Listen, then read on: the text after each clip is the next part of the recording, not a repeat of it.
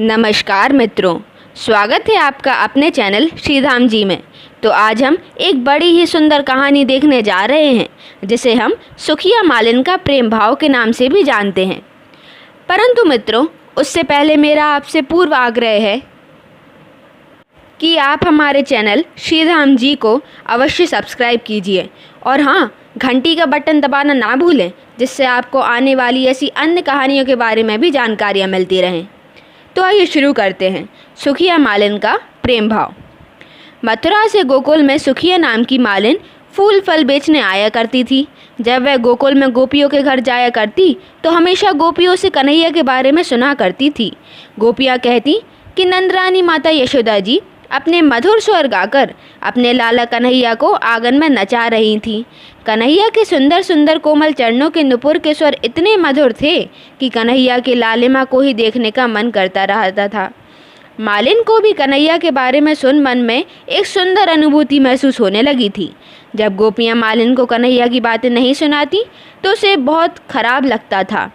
मालिन के मन में भी कन्हैया प्रेम जागृत होने लग गया था।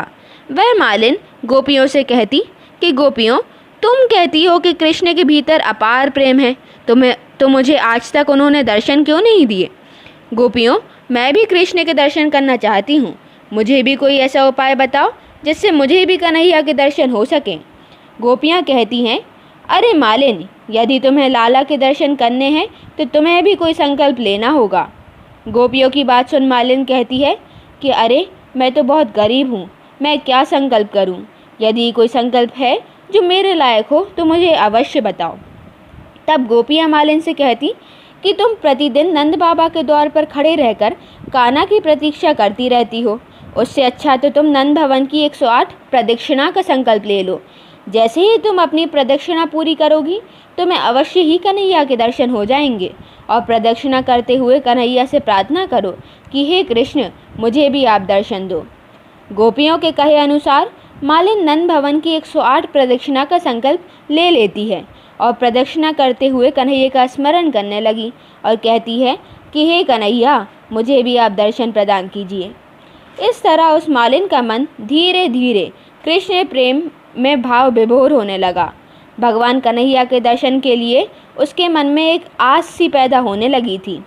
वैसे तो मालिन रोज़ फल फूल बेचकर मथुरा चली जाती थी, लेकिन उसका मन हर पल नंद भवन की तरफ ही लगा रहता था और कान्हा का ही स्मरण वह करती रहती थी।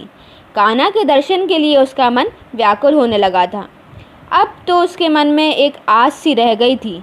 मन की तड़प इतनी बढ़ गई कि वह उस मालिन ने यह प्रतिज्ञा कर ली कि जब तक कन्हैया के दर्शन नहीं करूँगी तब तक मैं अन्न जल भी ग्रहण नहीं करूँगी। और प्रण कर फल की टोकरी उठाकर कन्हैया के छवि का ध्यान करते हुए गोकुल की ओर चल पड़ी।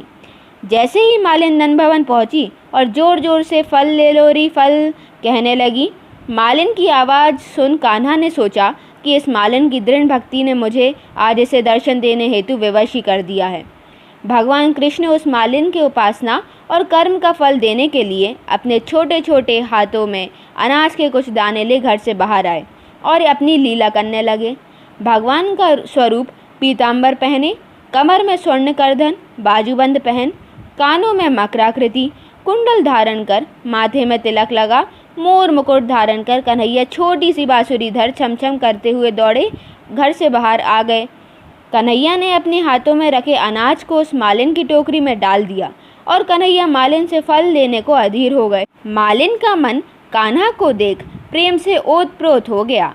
मालिन की 8 पुत्रियां थीं, पर पुत्र एक भी ना था। कान्हा को देख उसके मन में पुत्र भाव जागृत होने लगे थे और मन ही मन में सोचने लगी कि काश मेरा भी ऐसा पुत्र होता तो कितना अच्छा होता। माता यशोदा जब कन्हैया को गोद में खिलाती होंगी तो उन्हें कितना आनंद महसूस होता होगा। काश मुझे भी ऐसा आनंद मिल पाता। मालिन के हृदय में जिज्ञासा हुई कि कन्हैया काश मेरी भी गोद में आ जाएं। भगवान श्री कृष्ण तो अंतर्यामी हैं। वे मालिन के हृदय के भाव जान गए और मालिन की गोद में जाकर बैठ गए।